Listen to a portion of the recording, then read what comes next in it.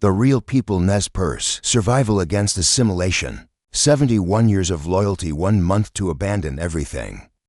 In 1877, the Nez Perce allies, who saved Lewis and Clark and kept their promise for 7 decades, were given 30 days to flee their homeland, but crossing the raging Snake River with elders and children impossible.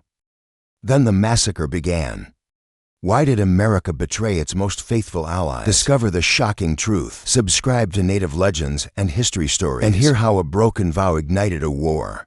What turned peacekeepers into warriors?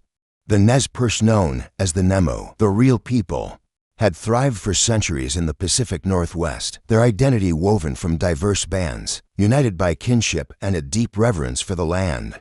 To them, peace was not weakness but strength. "We are people of the salmon and the seasons," an elder once remarked, his voice echoing the rhythm of the Clearwater River. To fight without cause is to dishonor the earth that feeds us. But in 1806 their world shifted. A ragged group of strangers stumbled into their territory. Lewis and Clark's expedition, half-starved and frostbitten.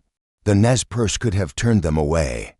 Instead, they opened their lodges. A young warrior, Watkawais, later recounted her father's words. "These men are not enemies. Their eyes hold fear, not malice."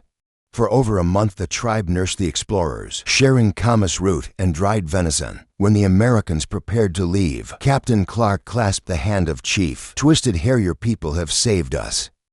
He vowed, "Should war ever find you, our rifles will stand with yours." For 71 years the Nez Perce honored that alliance. They mediated conflicts between settlers and tribes, scouted for the U.S. Army during the Cayuse Wars, and even returned stolen cattle to white ranchers. "We gave our word," Chief Joseph's father to Akakas reminded his council. "A Nemu does not break promises even when others do." Yet treaties chipped away their land. In 1855, the Walla Walla Council stripped 5 million acres. By 1863, gold discoveries shrunk their territory to 1/10 of its size. You speak of friendship, snapped Looking Glass, a war leader during negotiations, but your pens write only lies.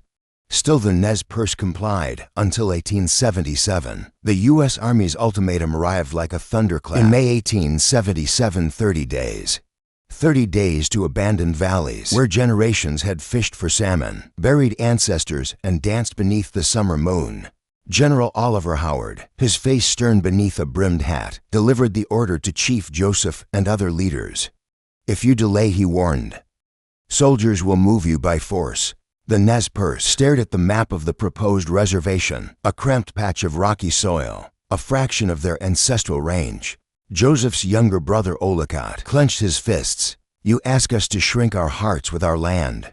Panic spread like wildfire. Families scrambled to round up thousands of horses and cattle. Elders unearthed sacred bundles from longhouses. Children clutched corn-husk dolls as their mothers packed dried camas root. But the Snake River loomed, a frothing monster swollen with spring melt. Its currents over 1,000 feet wide in places roared with the fury of winter's thaw. "Even the sturgeon cannot swim this now," muttered an old fisherman eyeing the whirlpools. On June 13th, with just hours left before the deadline, tension erupted near White Bird Canyon. 3 young warriors, Wallet Hits, Sarpassil Pilp, and Swan Necklace, huddled around a dying campfire. Wallet, its voice trembled with rage. "Remember when they whipped my father for cutting a settler's fence? They called him thief on his own land." Sarpassil Pilp spat into the flames. "And the agent who stole our flour rations, he grows fat while our children starve." Their grievances crackled in the dark. By dawn they'd vanished. By noon news reached the camp. 18 settlers lay dead along the Salmon River. Women gasped, elders covered their faces. Chief Joseph, usually a voice of restraint, turned to his council, despair etching his features. "This blood will drown U.S. General Howard, seizing the violence as pretext, ordered full mobilization."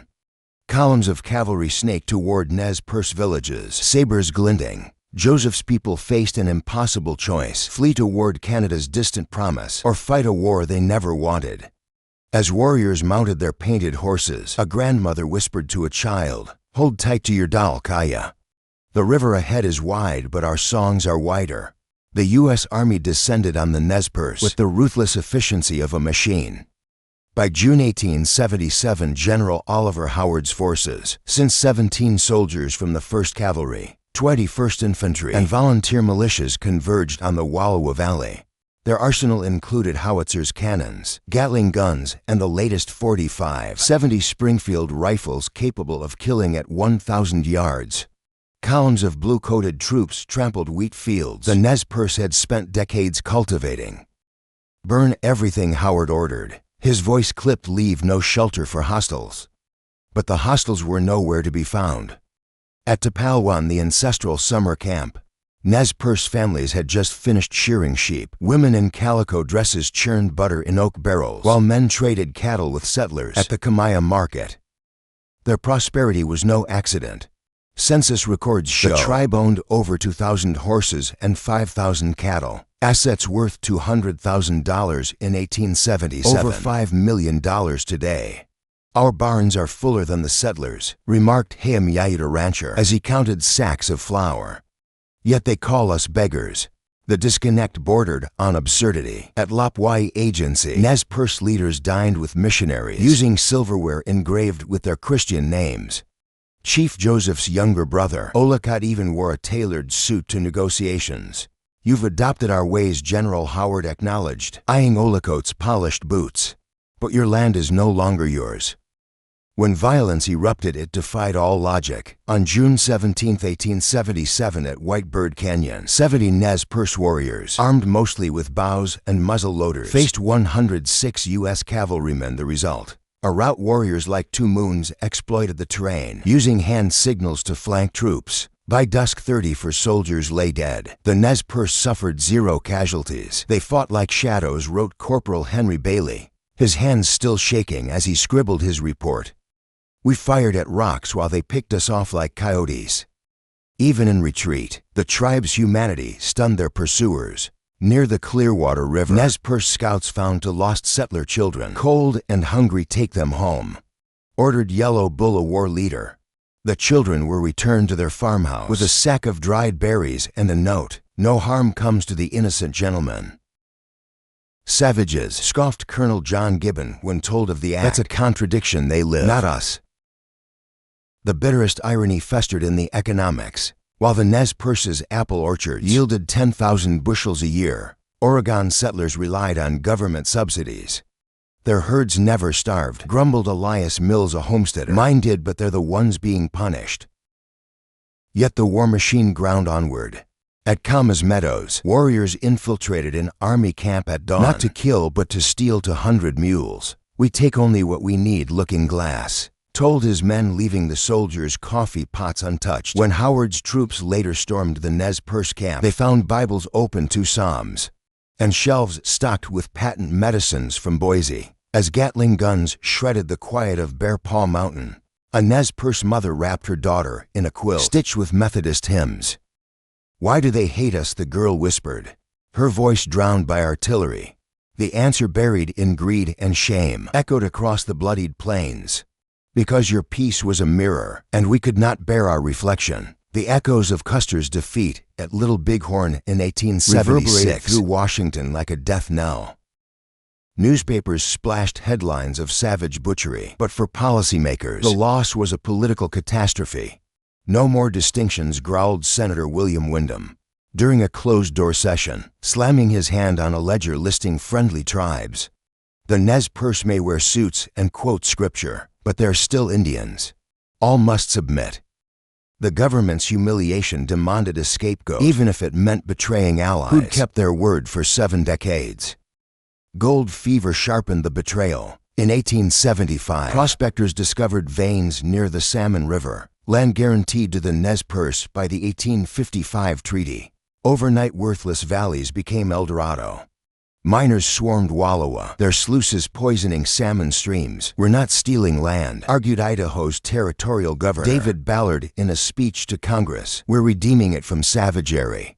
By 1877, over 5,000 miners had carved 100 claims on Nez Perce. Territory Chief Joseph's plea at the Lapwai Council fell on deaf ears. "If your father owned this land, and I claimed it, would his paper shields protect you?" Assimilation became the gospel. "We must transform them," declared Commissioner of Indian Affairs Ezra Haight, into useful citizens, farmers, Christians, and English speakers. The blueprint was coldly precise: shrink reservations by 90%, replace buffalo herds with plows, and erase tribal tongues at Fort L'apex. Agents distributed steel plows to Nez Perce ranchers, already wealthier than their white neighbors. Forget cattle, an agent snapped at Chief Looking Glass, tossing a sack of wheat seeds at his feet. This is progress. The so-called Friends of the Indians championed the cruelty. Reformers like Senator Henry Dawes, architect of the Dawes Act, toured reservations with missionary zeal. Their communal ways are backward. He lectured in Boston, adjusting his spectacles. Private property will elevate them. Even well-meaning activists like Alice Fletcher, who lobbied for Native education, insisted assimilation was mercy. We must dissolve their tribal bonds, she wrote, to save them from extinction. The hypocrisy curdled in the details. While the Nez Perce's 25 cattle grazed on lush pastures, settlers squatting on stolen land survived on government rations. They call us dependent, scoffed. Haimyo Yao tallying his herd's value, $50,000 and $1,877 at treaty negotiations. Reverend Henry Spalding, who'd once praised the tribe's Christian virtues, now demanded they abandon ancestral burial grounds. Your dead can't till soil, he chided. Chief Joseph's retort sliced the air. Shall we dig up our fathers to prove our worth? By 1877, the three-pronged assault was unstoppable. Agriculture. The Nez Perce master ranchers were forced to plant wheat on eroded plots. Our cattle fed your soldiers. Young Joseph seethed, holding a rusted plow blade. Now you starve us with this Christianity. Missionaries banned the wake and spirit dances, burning ceremonial masks. Your God is a jealous one, muttered. To Hulu Hulu, watching flames consume centuries of tradition. Education. Children were barred from speaking Nimiipuu. Tempt their primers filled with English hymns. Jesus loves me, a boy recited woodenly while his mother wept. Outside the schoolhouse, the friends never grasped the poison in their pity. When chief lawyer, a Christian convert, pleaded, we embraced your ways, why punish us? General Howard's aide smirked, you don't embrace civilization, you become it.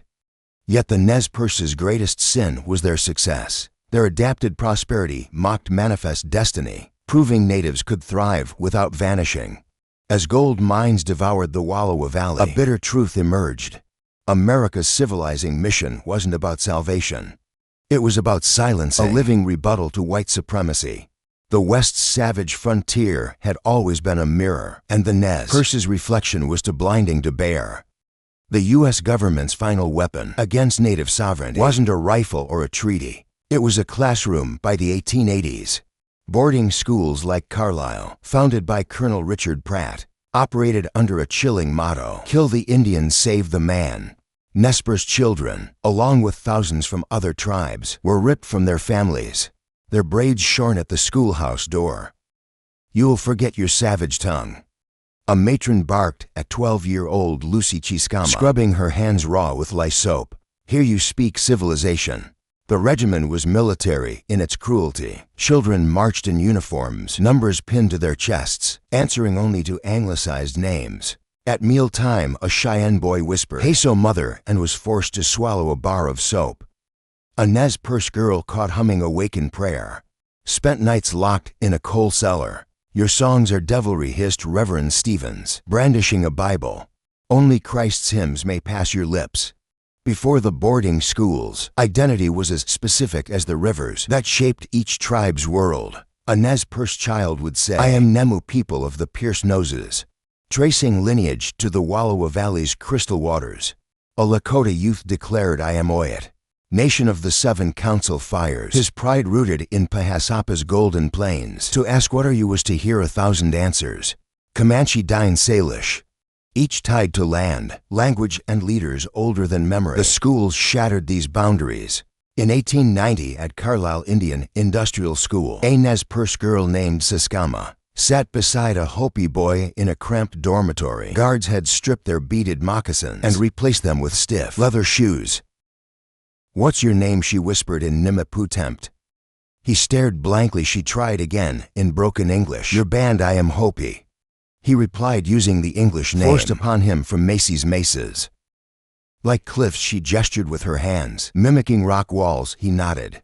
Eyes brightening, you have cliffs too. Mountains, she said, sketching snow-capped in the air and rivers full of salmon. In that moment a spark ignited. They weren't Indians. They were storytellers of mesas and mountains.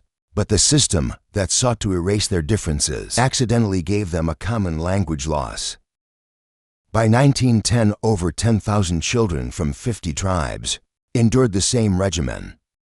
At Haskell Institute in Kansas, a Cheyenne boy caught a Navajo girl weeping after a beating for speaking her tongue. He slipped her a piece of fry bread, a food foreign to both their cultures, but now a jailhouse comfort. They call me savage, he muttered, but we never caged children.